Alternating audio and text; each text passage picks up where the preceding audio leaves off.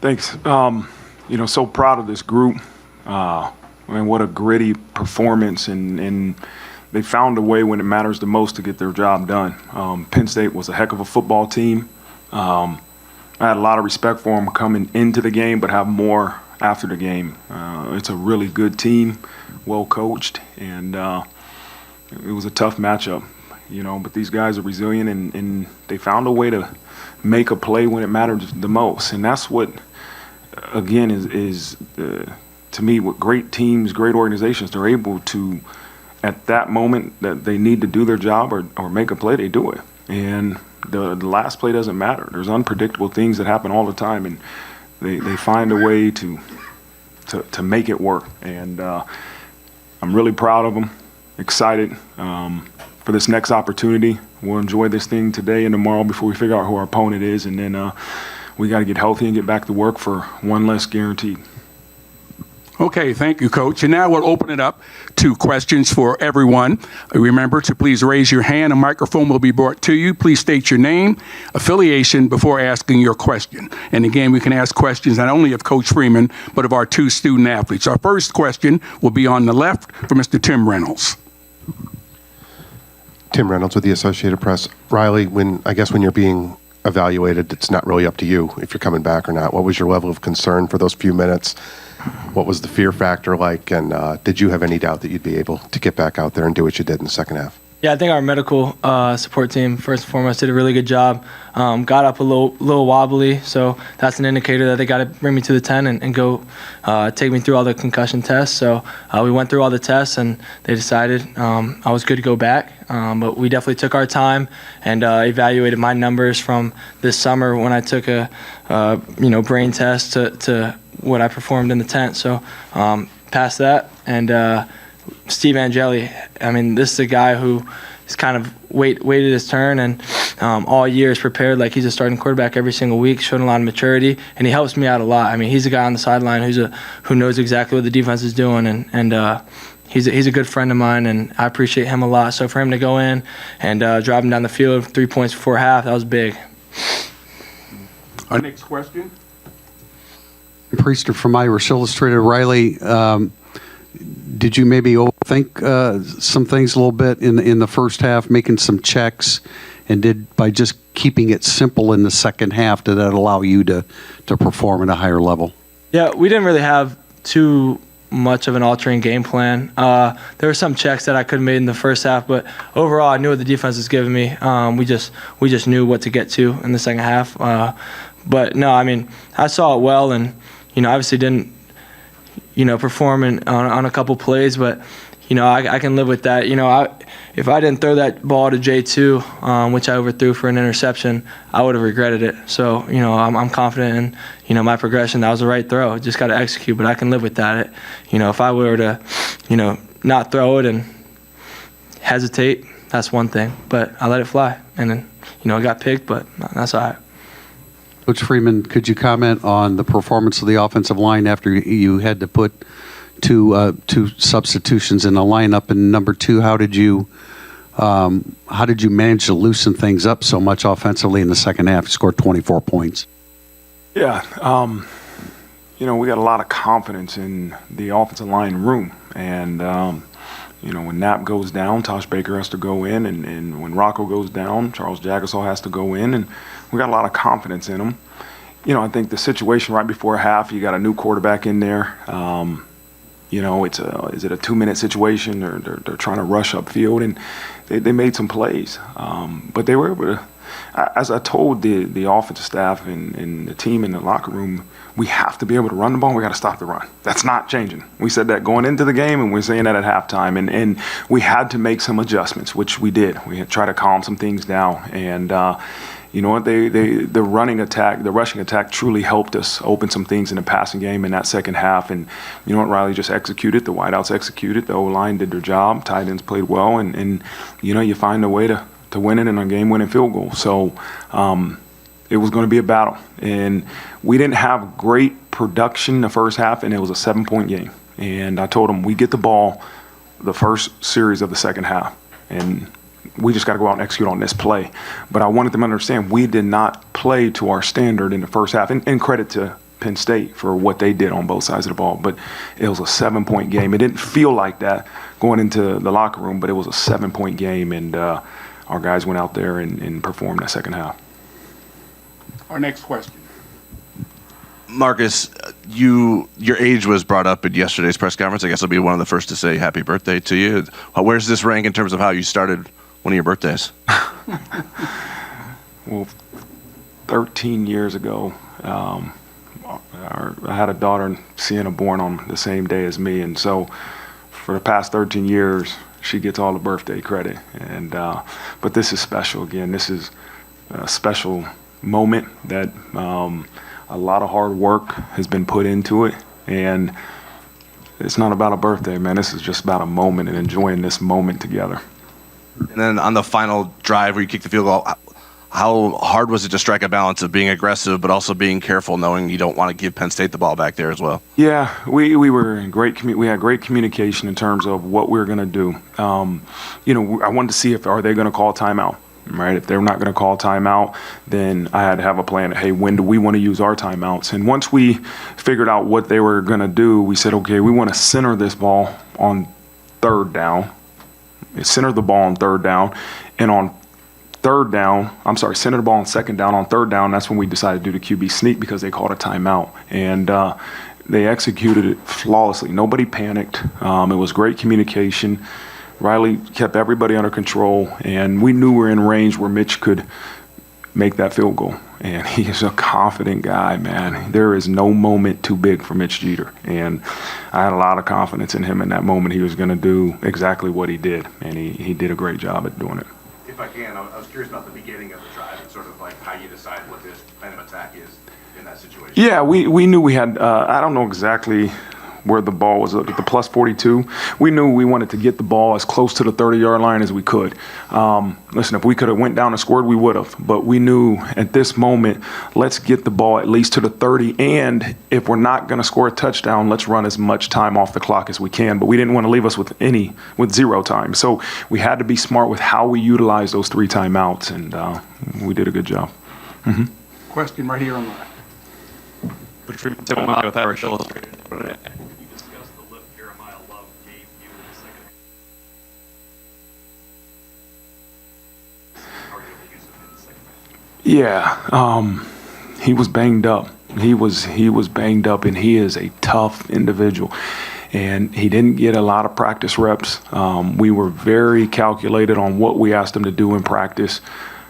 There was maybe a little doubt on my end, but the closer we got to the game, I said, okay, he's going to give it a go. And, the statistics maybe weren't there in the first half, but him being out there means something to everybody on that offense and everybody on our team. And in the second half, he made some Jeremiah Love plays. And, it speaks volumes to the heart he has. He gave everything he had to this place.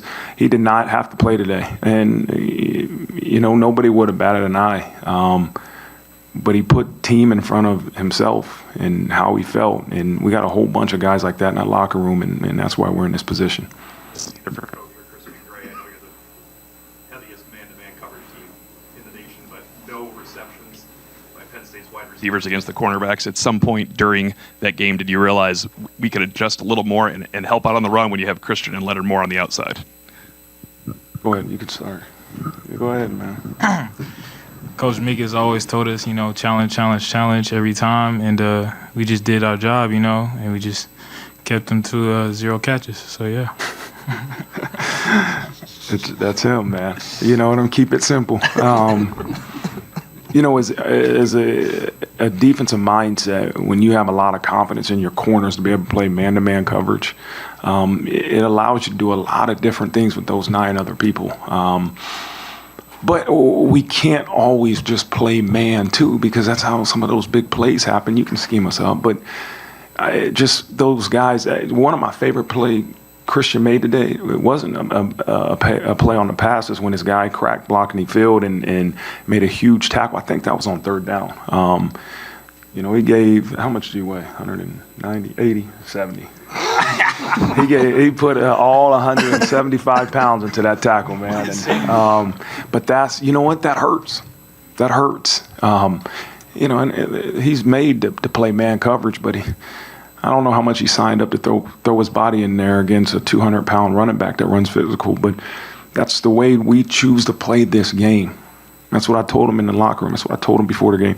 We choose to play this game in a physical, very physical manner. And you know what? Like, you're going to have to play through some pain, but that moment in that locker room when we're singing that fight song and we're celebrating together, it numbs the pain. And I'm just proud of them, and grateful that we have these guys in our locker room. Marcus, Dominic Miranda, NBC Indianapolis. It feels like this game was a microcosm of the journey you've been on this season to get to this point. Can you just talk about the resilience and response of this team to give this program a chance to win its first national title since 1988? Yeah. I often tell them in your lowest moments, you find out the most about yourself. And we've had low moments, but we had a really low moment. We know week 2, and these guys battle. We got great leaders. We got great players that chose to put this university and this football program in front of themselves. And that, to me, is probably the single thing that I'm probably most proud of, is how we have a group of individuals that truly put Notre Dame football in front of themselves. Like, I know Riley and Christian truly would rather be in that locker room celebrating than being up here. But that's what it takes. It takes 120 guys saying, you know what? Who cares how many plays I get? Who cares what type of individual praise I get? It's all for Notre Dame and to make sure we achieve team glory. And we have a locker room of guys made up of that. And that, to me, is a reflection of what you saw today. The guys that did whatever it took to find a way to make sure we achieve the outcome we want. Miami Times.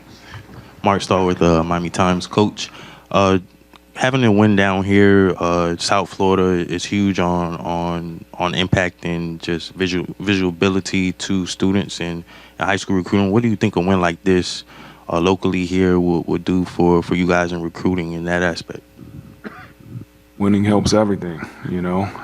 There's a lot of coaches that are on the road right now recruiting, and fortunate for us, the best recruiting we can do is winning. But also, hopefully, the culture that is built here attracts recruits. And, this is a place, we know South Florida is a hotbed. South Florida has a lot of great football players.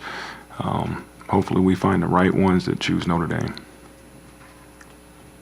Riley, can you walk us through the moment of that third down play right before the field goal, knowing what you have to do, and then just kind of having to sit there on the sidelines while it feels like forever before Mitch finally hits that field goal?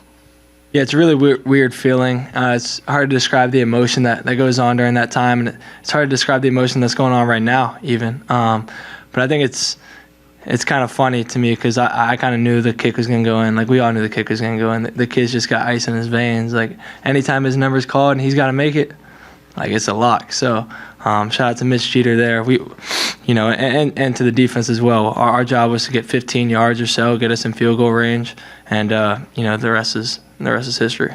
And Marcus, I know you said you had all the confidence in Mitch, but how long was that between when Penn State called the timeout and when that kick went through? What are you feeling on the sidelines? Let's go. Hey, I was more concerned with the protection than I am with Mitch Jeter. Our field goal protection has been a big point of emphasis the last few weeks, and that was what I kept thinking about. And when we had that timeout, was remind them of the fundamentals to execute the protection of protecting the field goal. And Mitch, I leave Mitch alone. He's in his lane, let him do what he does. But I had to make sure those big guys didn't get lost in the moment. It was about execution in that moment, and they did a good job in protection.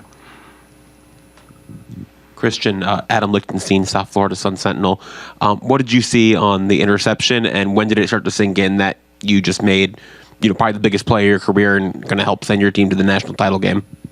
To be honest with you, I really didn't think about anything after I caught the ball. I just knew I was just blessed, and I just felt God over me after I caught the ball. So pretty much, yeah. He's special. I mean, he is. All these guys are special, man. And he won't take credit for it, but he, in the biggest moments both of these two and many guys in that locker room find ways to make plays when it matters the most.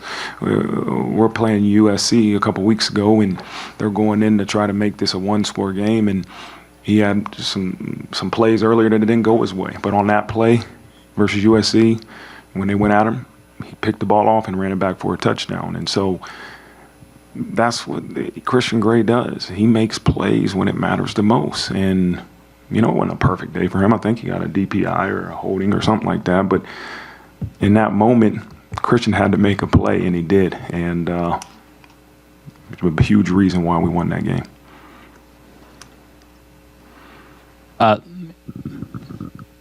Guys in the back, Pete Byrne, WSBT. It's for all three of you, actually. Players come to Notre Dame, coaches coach at Notre Dame for the hope of winning a national championship and the belief that that's possible. I'm curious for each of you, now that you're 60 minutes away, what does that mean? Yeah, throughout this whole offseason, everybody would ask me like, why I came to Notre Dame. And I'll give a lot of different answers, but the truth is I came here to win a national championship and, you know, to go to the best team that would give me the best odds to do that. And, you know, obviously this is the right place and I made the right decision. So, I mean, that's why I came here at the end of the day. Really, I just trusted God and I trust the coaches here. They saw potential in me. They saw greatness in me, and I believed them on that. So I just came there because of the trust and the community and everything here. So, yeah. Yeah, I think any competitor wants to be a part of a place that the expectations are to win championships. And we all had a decision to make when we chose Notre Dame as the place we want to either coach or play at. But there's more to this place than that, too. We know every year we compete. The expectation is to win championships, but there's more to this university and what it provides for young people.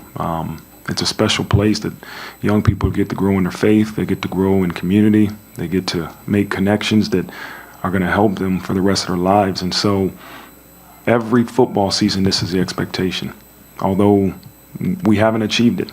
But there's also a lot of things that this university does for these young people that will carry them throughout the rest of their lives. Marcus, Pat Forty from Sports Illustrated. You not only had to put Steve Angeli in the game in a critical moment, but you let him let it rip. I mean, you know, he's back there throwing the biggest passes of his career. What's the confidence level, and where's that come from in him and all the other backup guys that you ended up having to play? Yeah, it's earned. We got a lot of confidence in Steve and those other guys that had to step up when their numbers is called. And Pat, they earned that confidence in practice, right? And Steve's earned it in some game opportunities, but you earn the confidence from your coaching staff and from your teammates in practice. And so if you're thrust into this opportunity out in the game where everybody else can see you, that's when they get to learn about you. But, you know, we had a lot of confidence, Steve, in what he can do. And we weren't just going to put him in there to hand the ball off. We were going to try to go to score, and we ended up scoring 3 points. In the rear. Andrew Chernoff, Wish TV in Indianapolis. Marcus and Riley, making this run, the whole country is watching. What do you hope the country is learning about your program? Sorry, where are you at? Oh, okay. What I think the country's learning about our program, I think the biggest thing is just culture wins. You see a bunch of talented guys, you know, across our locker room, but you can see that anywhere in the country. I think at the end of the day, it's, you know, which guys are putting their bodies on the line and doing everything they can for the man next to them. Nobody's thinking about draft stocks or next year or anything like that, any type of individual glory. We're all thinking about the man beside us. And I think, you know, we kind of proved throughout the season that culture wins, and, you know, it's a special place for a reason. Yeah, I'll follow up what Riley says with I hope people that see this football team that aren't with us every day sees a bunch of individuals that put team in front of themselves. And that's a lesson that is going to help you achieve great things in football, but great things in life. You have to be selfless to achieve anything great. I mean, we got a locker room full of selfless players and selfless coaches. And the time you're tested the most is when you're at your lowest point. We lose to Northern Illinois, and you got a decision. Do I want to be selfless, or I'm going to put individual glory ahead of myself? And I hope the nation sees that no matter what the situation was, this team continues to put Notre Dame in front of myself. I believe we have our final 3 questions, and the people asking them already identified. Here's the first of the 3. Richard Johnson, CBS Sports for Riley. Riley, either when you were down right after you got hit in the first half or in the tent, was there a worry or concern that your night might be done? No, I was very aware of, how I felt. I just had to prove that through our brain cognition tests. But yeah, I knew, like, I got a little wobbly there for a second, but I knew whenever I was in the tent, like, I was all good. So there wasn't a worry at all. No. Hard head, man. Yeah, no doubt. No doubt. All right, question 2 of the final 3 is right here, and then this will be the 3rd and final question. Vahid Sadarzadeh, ABC 57 South Bend. Can you guys just speak, he's not up here, Jeremiah Love, can you speak to the grittiness that he portrayed tonight, especially on that touchdown run? What is it like for him to battle through that injury? Obviously, he wasn't 100%, but what was it like for him to be out there and grit through this game? I've already answered that on my end, but I want you guys to answer that. Go ahead. I'll speak on J Love real quick. J Love is a guy that doesn't show too much emotion until he gets the opportunity to be the leading blocker for me. It's kind of funny out there. He's a real quiet kid, but whenever he has the chance to go knock a D end and pull to block for me, that's when he starts to chirp. So I think it's like, the best feeling in the world when he's only talking trash whenever the ball's not even going to be in his hands. So he's a special, special person, and one that I love sharing the backfield with. Okay, and this is going to be our final question. He was going to answer about J Love. I'm sorry. He wants to talk about J Love too. Go ahead, baby. You get to talk about J Love, Christian. Man, I've been going against J Love since like freshman year of high school and everything, and he's just that guy. He's just that guy. Ever since freshman year, he's been scoring touchdowns like crazy. So knowing J Love and his personality, man, the future is bright for him. Not gonna lie. Hey guys, Andrew Sagona with Reddit CFB. I actually have the perfect question to wrap this up. How do you guys feel, and this is for all 3, how do you guys feel about knowing that you have an extra day off that the winner of the Cotton Bowl is not going to have?